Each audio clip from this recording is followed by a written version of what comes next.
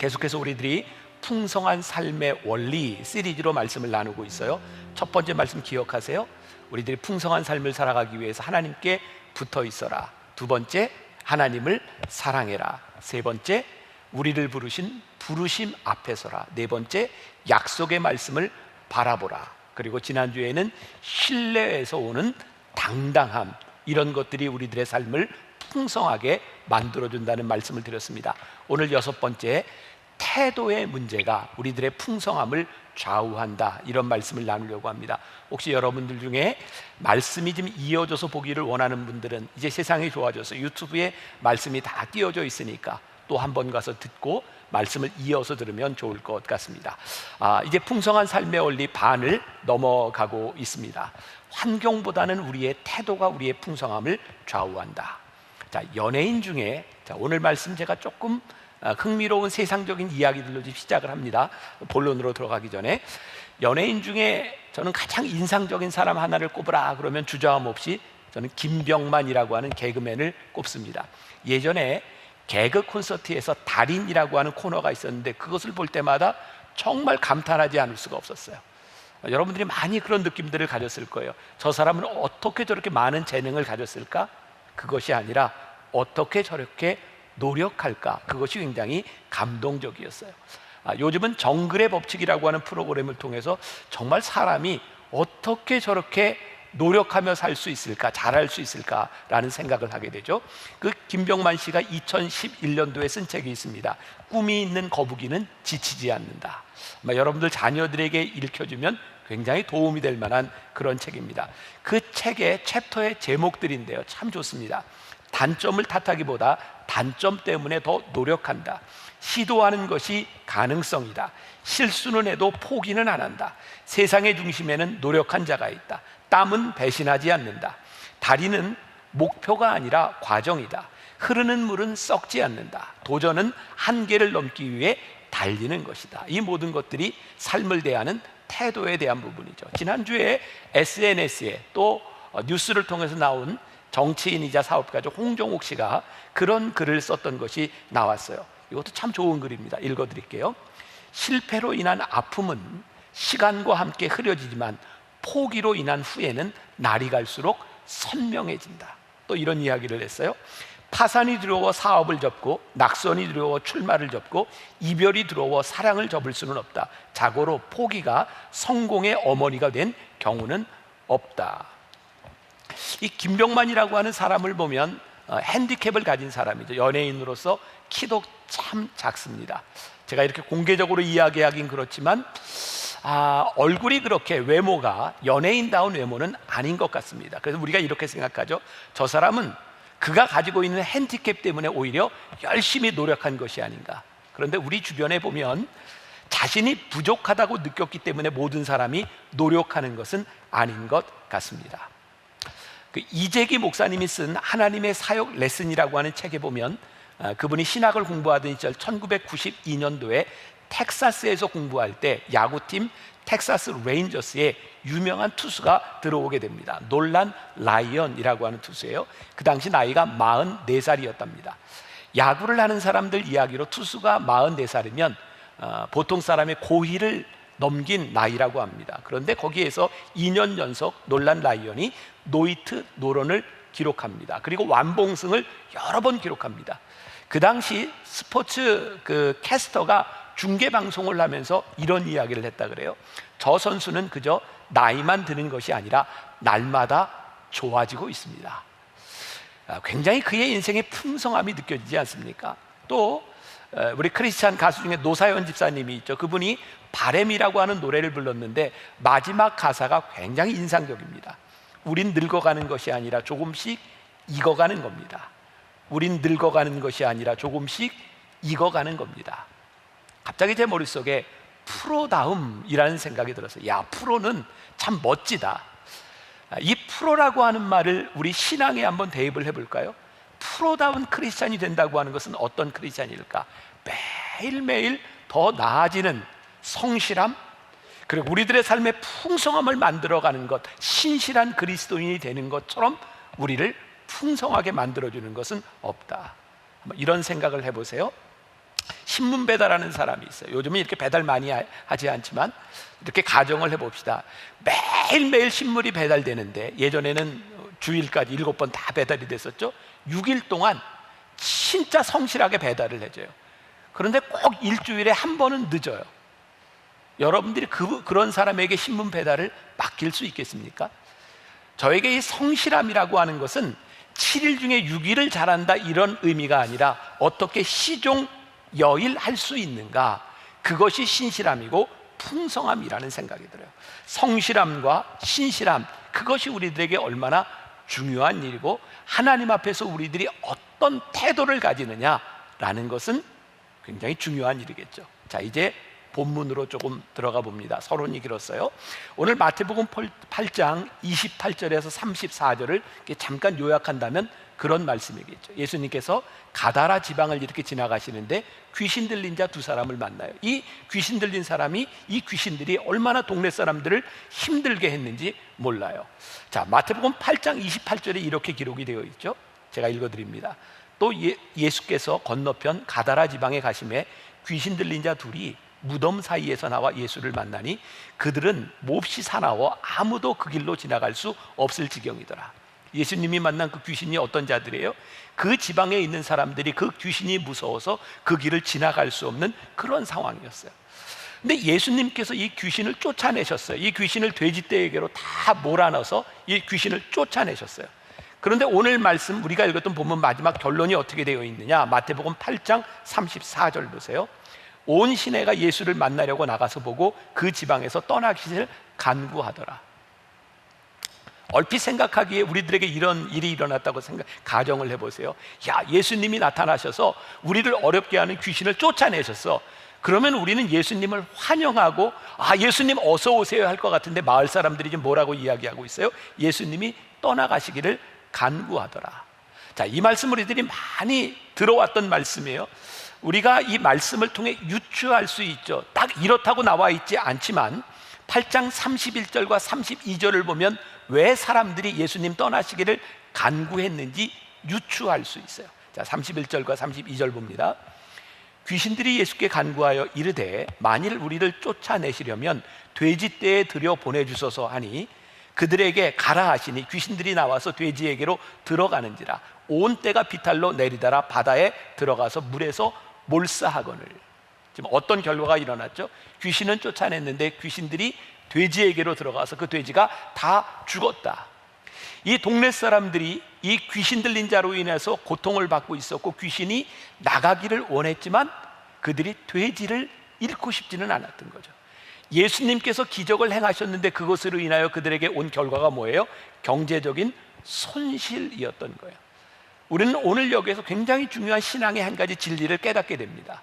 우리는 신앙생활을 하면서 영적인 것과 세상적인 것을 다 얻으려고 하지만 실상은 우리들의 신앙생활에서 모든 것을 얻는 것보다 더 중요한 것을 위하여 덜 중요한 것을 포기할 수 있느냐를 우리들에게 묻고 계세요. 풍성함은 어쩌면 우리들이 얻는 것도 있지만 포기하는 데서 우리들에게 풍성함이 온다고 생각해요.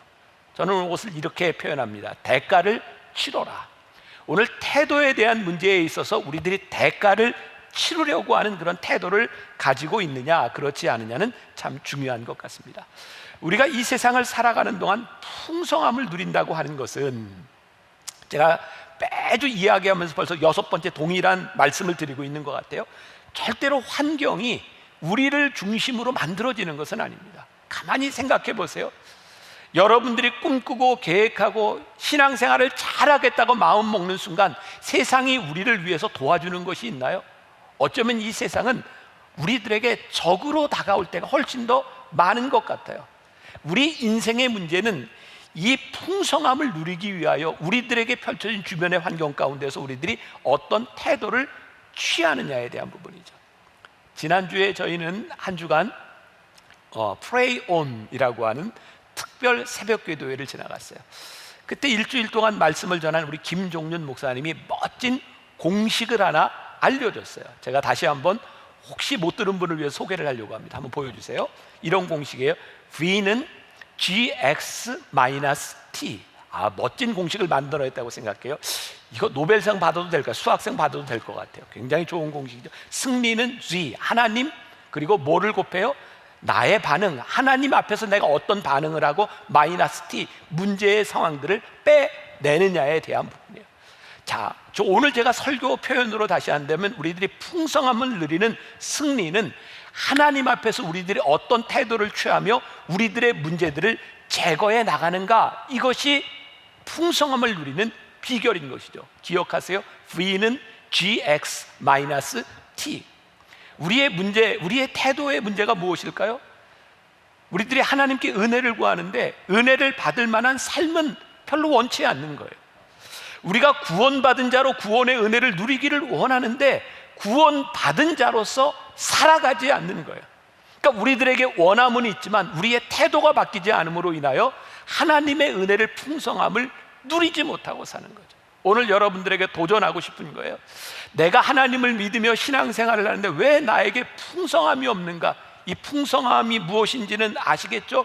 물질적인 것을 이야기하는 것이 아니라 하나님께서 우리들에게 주시는 풍요로움이 우리들에게 왜 없는가? 유명한 어거스틴이 고백록에서 이런 말을 합니다.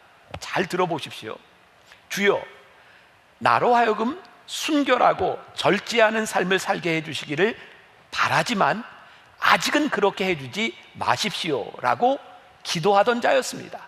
내가 그런 기도를 한 것은 나는 나의 정욕을 없애기보다는 충족시키기를 더 바라고 있었던 까닭에 주님이 나의 기도에 속히 응답하셔서 내가 그 정욕의 질병으로부터 너무 빨리 고침받게 될까 봐 두려워하였기 때문이었습니다. 어거스틴이 그의 삶에 풍요로움을 누리지 못했던 이유가 무엇이냐면, 하나님, 저로 하여금 순결하게 살게 해주세요 라는 마음이 있었지만 늘 어떻게 기도했어요? 지금은 아닙니다. 내가 아직은 더 정욕을 충족시키고 살고 싶으니 지금은 아닙니다. 어거스틴이 깨닫게 된 게 무엇이냐면, 내가 하나님 안에서 이거 포기하지 않았을 때는 누리지 못했던 것, 내가 하나님 안에서 비로소 평안함을 얻었습니다. 풍요로움을 누렸습니다. 문제는 뭐냐면 그게 그에게 원함은 있었지만 그의 태도가 바뀌지 않은 거였어요. 오늘 여러분들에게 도전하는 거예요. 여러분들 마음속에 있는 원함에 대한 문제가 아니라 우리들이 어떻게 하나님 앞에서 우리의 태도를 바꿀 것인가, 어떻게 우리들의 염려를 떨어내버릴 것인가. 우리 속담에 그런 말이 있죠. 구더기 무더워서 장 못 담근다. 장을 담그면 구더기도 생기는 거예요. 우리들이 하나님 앞에 믿음의 삶을 살아가기 위하여 우리들이 헌신하고 풍성한 삶을 살아가기 위하여 우리들이 결단할 때 우리들의 인생이 그렇게 쉽다 이것이 아니라, 쉬움으로 우리들에게 풍성함이 와지는 것이 아니라 하나님 앞에 믿음의 태도를 가지는 순간 그 어려움에도 불구하고 우리들의 삶이 풍요로워진다. 우리들의 문제는 무엇이냐면 우리들의 삶의 결과, 풍성함을 얻을 수 있는 결과에 집중하는 것이 아니라 지금 우리들이 살고 있는 안정적인 삶에 안주하고 있다는 거예요. 오늘 우리들이 이 말씀을 통해 도전받고자 하는 것이 뭐냐면, 성령께서 우리의 삶을 변화시켜 주시고자 해도 우리들이 늘 거부해 오던 우리의 태도에서 우리들의 삶을 한번 흔들어 보자는 거예요. 하나님께서 우리들에게 원하시는 삶이 무엇인지, 신앙적인 삶이 무엇인지, 성실함과 신실함이 무엇인지 그 앞에서 우리들의 삶을 한번 다 흔들어서 다시 한번 정리해 보자는 거예요. 풍성함의 원리에는 분명히 문제를 해결해야 된다는 법칙이 있는 거예요. 기억하세요. 풍성함에는 문제를 해결해야 된다. 자, 오늘 본문으로 다시 조금 돌아가 보겠습니다. 앞에서 지적했던 것처럼 마을 사람들의 문제는 그들이 감수해야 될 대가를 치르지 않았다는 거예요. 그런데 제가 가만히 이 말씀을 묵상하며 보니까 표면적으로 나타나 있는 것은 경제적인 문제이지만 이 부분에서 훨씬 더 중요한 영적인 문제가 있다는 생각이 듭니다. 한번 들어보십시오. 자, 마태복음 8장 28절부터 29절에 귀신들의 태도를 한번 보겠습니다. 제가 다시 읽어드려요. 또 예수께서 건너편 가다라 지방에 가심에 귀신 들린 자 둘이 무덤 사이에서 나와 예수를 만나니 그들이 몹시 사나워 아무도 그 길로 지나갈 수 없을 지경이더라. 이에 그들이 소리질러 그들이 누구예요? 귀신들이 소리질러 이르되 하나님의 아들이요 우리가 당신과 무슨 상관이 있나이까? 때가 이르기 전에 우리를 괴롭게 하려고 여기 오셨나이까? 하더니, 지금 결과적으로는 경제적인 손해가 있지만 지금 예수님과 귀신 사이에 영적 전쟁이 일어나고 있는 거예요. 귀신이 예수님께 이야기합니다. 예수님, 당신이 우리와 무슨 상관이 있습니까? 우리가 지금 저 사람들 속에 들어가서 편안히 지나고 있는데 왜 우리를 쫓아내려고 하는 것입니까? 지금 영적인 차원에 대한 문제를 이야기하고 있어요. 저는 오늘 말씀을 준비하다 그런 생각을 했어요. 우리들의 태도의 문제 가운데 사실은 단순한 태도에 대한 문제가 아니라 우리들의 영적인 문제일 수 있겠다. 우리들이 하나님 앞에서 어떤 믿음의 고백이 있느냐, 이것이 훨씬 더 중요한 부분이겠다.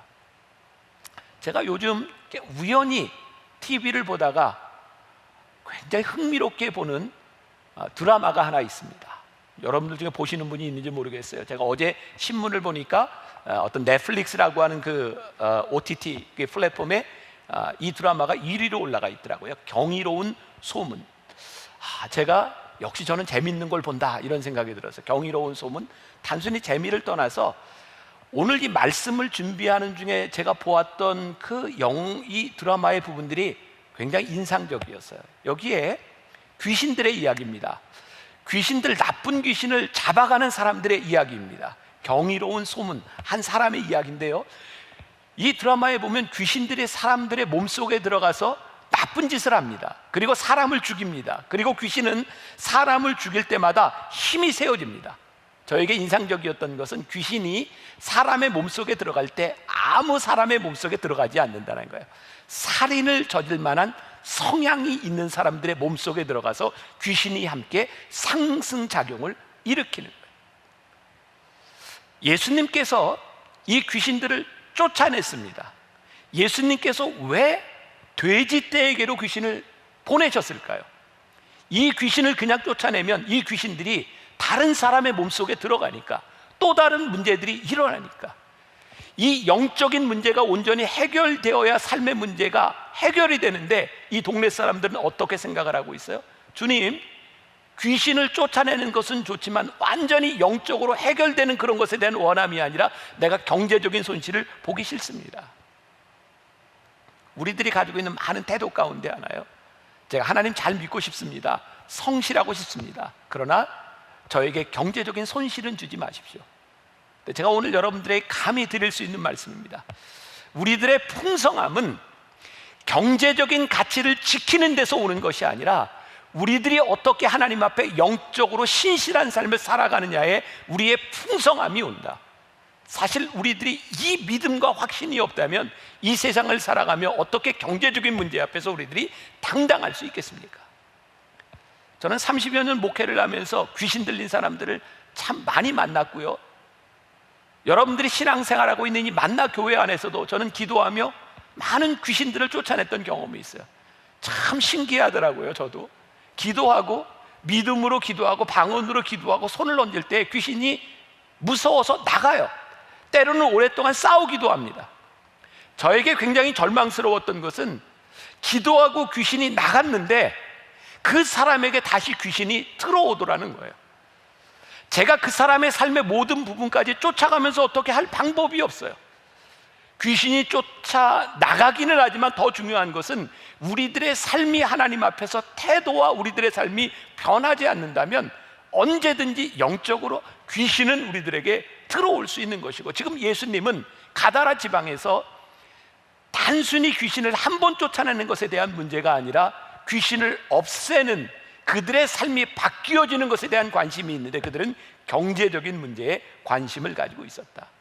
결국 중요한 것이죠. 우리들이 풍성한 삶을 누리는 태도 가운데 하나가 우리들이 그 일을 위하여 값을 지불한 준비가 되어 있는가, 기꺼이 하나님 앞에서 우리의 믿음과 성실함과 신실함을 지키기 위한 태도, 준비가 되어 있는가. 그래서 오늘 풍성한 삶을 누리기 위한 태도를 바꾸라라고 하는 데서 제가 두 가지를 여러분들에게 제안합니다. 하나는 여러분들의 삶의 방식을 바꾸어 보라는 거예요. 뭐라고요? 삶의 방식을 바꾸어라. 어떤 삶의 방식? 여러분들이 하나님 앞에서 잘못된 삶의 방식을 바꾸는 사람이 되라. 우리들은 이 삶의 방식을 바꾸는 데 있어서 늘 이런 핑계를 댑니다. 저는 부족합니다. 저는 실패했습니다. 저는 이렇게 연약합니다. 때때로 우리들이 신앙생활을 하면서 제가 대학에 떨어졌습니다. 취업에 실패했습니다. 건강을 잃었습니다. 이런 것들이 우리들에게 핑계가 될 때가 참 많이 있죠. 제가 여러분들에게 제안하는 것, 삶의 방식을 바꾸라는 거예요. 우리의 힘으로, 우리의 능력으로 되지 않는다면 하나님을 바라보라는 거예요. 하나님 도와주세요. 오늘 여러분들에게 그런 기도가 있었으면 좋겠어요. 하나님 도와주세요. 우리의 힘으로 되지 않기 때문에 하나님을 바라볼 수 있는 믿음의 태도들이 우리들에게 필요해요. 사탄은 늘 우리들에게 유혹해요. 어떻게 유혹할까요? 포기하라는 거예요. 내가 이 정도밖에 되지 않으니 포기하라는 거예요. 저에게 굉장히 좋은 경험이었어요. 이 말씀을 준비하면서 제가 이렇게 다 원고를 타이핑을 하잖아요. 계속 타이핑을 하는데 이 사탄이라고 하는 말이 계속해서 나오고 있는데, 귀신이라고 하는 말이 나오는데, 사탄이라고 하는 말을 쓸 때마다 계속 오타가 나는 거예요. 뭐라고 쳐지냐면 사탕 자꾸 쳐지는 거예요. 그래서 사탕으로 쳤다가 이응을 니은으로 바꾸고 이응을 니은으로 바꾸고 하다가 하나님께서 저에게 그런 깨달음을 주신 거예요. 사탄은 너희들에게 늘 사탕이다. 늘 우리들에게 쉬운 길로, 달콤함으로 우리들을 유혹하는 사탄과 같은 존재이다. 결국 우리들의 삶의 문제를 바꾼다고 하는 것은 하나님 앞에 사탕, 편안한 삶이 아니라 우리들이 믿음 앞에서 우리들이 어떻게 삶을 결단하고 우리들의 삶의 방식을 바꾸느냐에 대한 부분. 제가 미국에서 공부하던 때 참 잊을 수 없는 기억 중에 하나예요. 저는 박사과정을 공부할 때 그 학교 사무실에서, 행정실에서 이렇게 타이핑을 하는 일을 하면서, 편지를 쓰는 일을 하면서 이렇게 아르바이트를 했는데, 그 사무실에 있었던 한 직원 중에 하나였어요. 역시 신학생이었고 그 흑인 여자였는데, 이제 목사 안수 과정을 밟고 있는, 제가 공부하던 학교는 미국 감리교 UMC 계통의 학교였는데 그 목사 안수 과정을 밟고 있는 여자였어요. 어느 날 사무실에 굉장히 시무룩하게, 아니 화가 나서 와서 이런 이야기를 하는 거예요. 내가 목사 안수 과정에서 떨어졌다고. 떨어진 이유가 여러분들이 들으면 화가 날 만한 내용이에요. 떨어진 이유가 뭐냐면 너무 살이 쪄서. 이거 굉장히 문제 있는 거죠. 살이 쪄서. 근데 제가 그 이야기를 듣고 보니까 일리가 가는 부분이었어요. 우리들이 살이 쪘다 생각하는 이 살찐 것이 우리들이 생각하는 정도의 수준이 아니라, 그 흑인 여자는 어느 정도 살이 쪘냐면, 사무실에서 이렇게 차를 타고 퇴근을 할 때면, 차를 탈 때 우리처럼 그렇게 문을 열고 운전석에 타지를 못해요. 먼저 엉덩이를 놓고 자기 다리를 자기가 들어서 놔야 될 만큼 살이 쪘어요.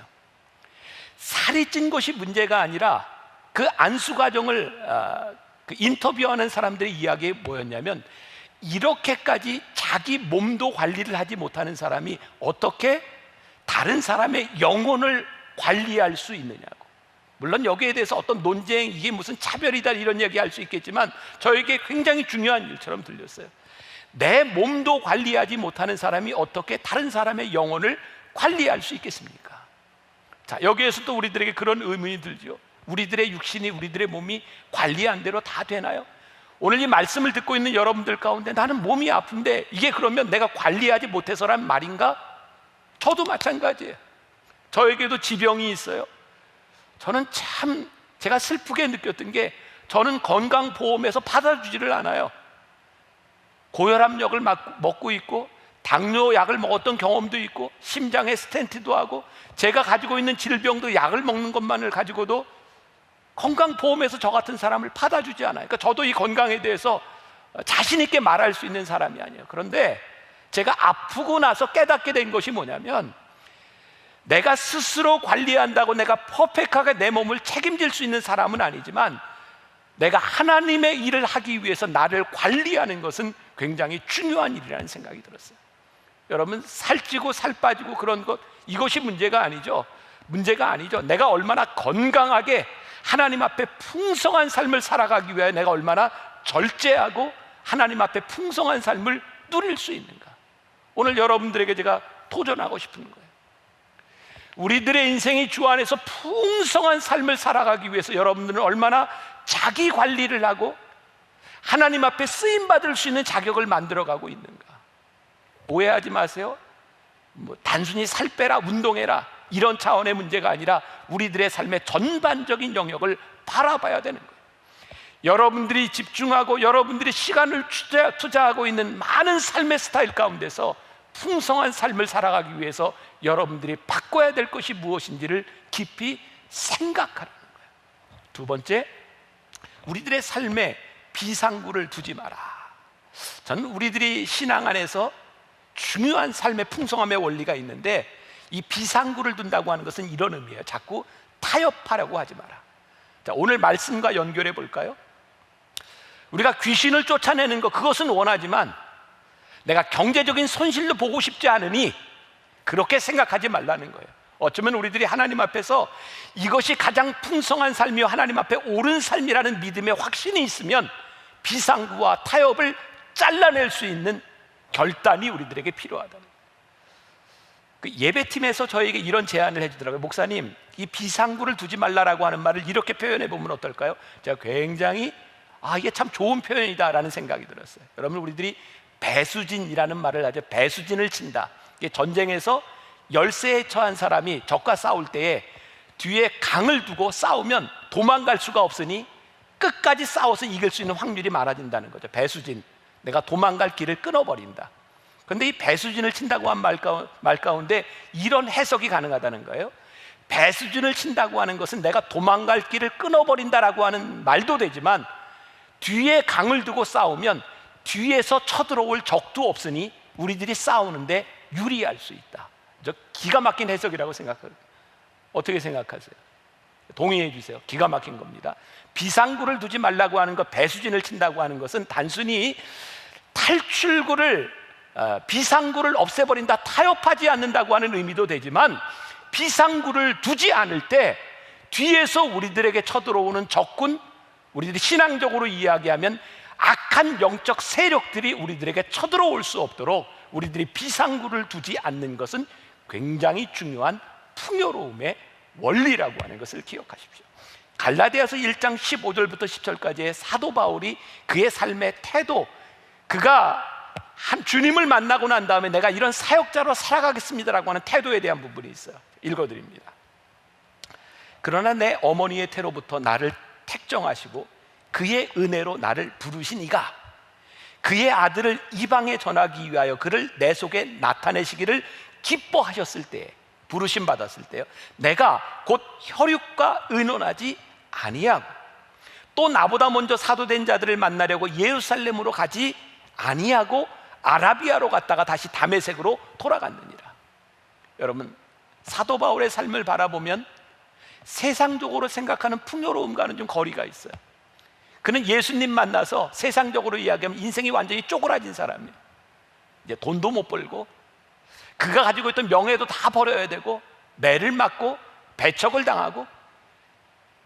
그런데 사도 바울의 삶을 바라보면서 우리들이 그의 삶이 그렇게 쪼그라들었다는 느낌이 드나요? 아니면 마지막 죽음 앞에선 그의 모습을 바라보며 그의 인생이 참 복되다, 풍요롭다는 생각이 드나요?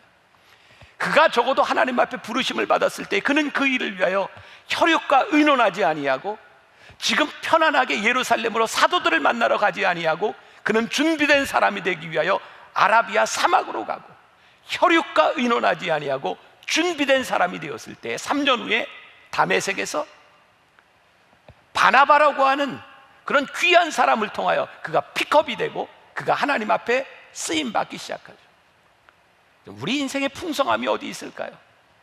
세상의 것을 놓치지 않고 타협하는 데 있는 것이 아니라 하나님이 우리를 쓰실 수 있도록 우리들을 준비하고 우리의 인생에 비상구를 두지 아니하고 우리들의 살아가는 인생만큼 복된 인생이 어디 있을까요? 오늘 저는 말씀을 준비하면서 저 자신을 바라보는 거예요. 그리고 오늘 말씀을 듣는 여러분들에게 도전을 주고 싶은 거예요. 주님, 우리들이 어떤 삶을 살아가는 것이 우리들의 하나님 앞에 풍성한 삶이겠습니까? 우리들이 비상구를 두지 않는다고 하는 것, 그래서 우리들이 기꺼이 포기할 수 있는 것, 우리들이 결단할 수 있는 것. 제가 이 말씀 시리즈를 나누면서 여러분들에게 계속 하는 이야기죠. 우리 인생의 전성기는 언제일까요? 내가 기꺼이 포기할 수 있는 것이 있을 때 그것이 우리의 인생의 전성기다. 하나님 나를 부르신 그 삶의 풍요로움을 우리들이 바라보기 때문에 기꺼이 우리들이 포기할 수 있는 것이 있을 때 우리의 인생은 풍요와 전성기를 지나고 있다. 지난주에 우리들이 특별 새벽 기도회를 지나갔어요. 제가 왜 여러분들에게 여러분 요번 주 한 주만이라도 힘들지만 그 시간에 일어나서 같이 기도합시다. 쉽지 않습니다. 우리들이 그 시간을 지키기 위해서 그 전날 우리들이 포기해야 될 것이 있을 거예요. 새벽에 일어나기 위해서 내 삶의 스타일을 바꿔야 될 일이 있을 거예요. 그런데 우리들이 믿는 것이 있죠. 하나님, 적어도 새벽에 일어나 이 시간을 지키며 기도하는 우리들의 삶에 그 기도의 시간을 통하여 우리들이 하나님 앞에 흔들리지 않는 삶을 살아갈 수 있는 것, 그것이 우리들에게 풍요로움임을 우리들이 믿기에 기꺼이 우리들의 삶에서 이런 결단이 생겨날 수 있는 것. 제가 언젠가 여러분들이 그런 설교를 한 적이 있어요. 우리들이 신앙생활을 하다 보면 예배 중에, 말씀을 듣는 중에, 찬양하는 중에, 기도하는 중에 확신이 올 때가 있어요. 제가 그런 얘기했죠. 그때 우리들에게 처음으로 드는 생각은 하나님이 주신 생각입니다. 근데 그 마음을 가지고 조금 지나가면 생각이 바뀌어요. 내 생각이죠. 조금 더 시간이 지나가면 사단의 생각이 우리들에게 들어옵니다. 결국 하나님께서 우리들에게 주셨던 확신과 믿음과 결단을 우리들이 붙잡고 그것을 지키지 않으면 사람의 생각이 들어오고 사단의 생각이 들어오고 이 타협과 비상구를 통해서 우리들이 흔들려지는 거죠. 여러분들에게 권면하고 여러분들에게 도전하고 싶은 거예요. 하나님의 생각이 우리들에게 들어왔을 때 그 생각을 가지고 흥정하지 마십시오. 사람들에게 비상구가 열려 있으면 늘 우리들에게 유혹이 찾아오게 돼 있는 거예요. 지금 여러분들에게만 이야기하는 것이 아니라 여기 설교하고 있는 저에게 동일하게 적용되는 부분이죠. 조금이라도 타협의 여지가 생기면 놀랍게도 사단이 달콤하게 우리들 속에 들어와요. 그게 참 달콤하기는 한데 그것이 우리들의 삶을 무너뜨리고 하나님 앞에서 우리들의 풍요로움을 앗아가는 거예요. 제가 지금도 잊을 수 없는 게 어떤 성도와 함께 제가 식사를 할 때였어요. 그분이 저에게 이런 얘기예요. 목사님뿐만 아니라 목사님들은요, 이 세상에서 성도들이 얼마나 치열하게 살아가고 있고 얼마나 힘든지 우리 성도들의 사정을 잘 모르는 것 같아요. 그래서 목사님들은 너무 쉽게 설교하는 것 같아요.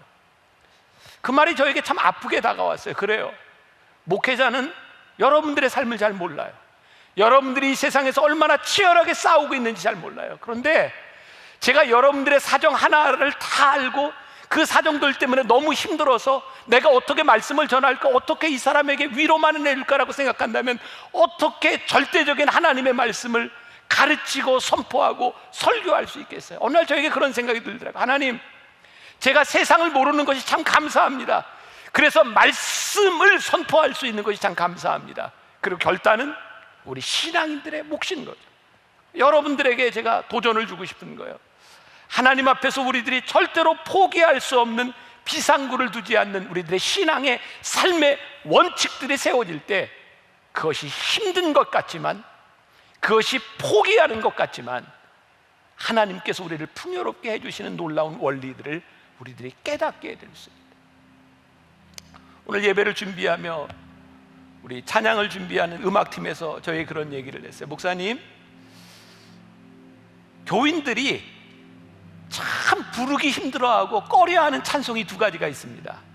그 중에 하나가 뭐냐면 십자가를 질 수 있나 주가 물어보실 때, 이 찬송하기 참 힘들어한다는 거예요. 또 하나 힘들어하는 찬송이 뭐냐면 주 예수보다도 귀한 것은 없네, 이 세상 부귀와 바꿀 수 없네. 이 찬송 부르기 참 힘들다는 거예요. 가만히 가사를 생각해 보세요. 이게 참 힘든 가사구나. 근데 여러분들의 인생에 가장 풍요로웠던 때를 생각해 보세요.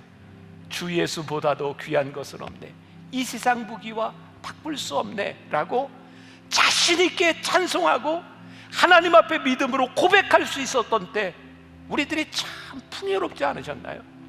십자가를 질 수 있나? 주가 물어보실 때 내가 주님의 십자가를 질 수 있습니다라고 말했던 그 고백이 있었던 때 우리들의 삶이 진짜 풍요롭지 않았나요?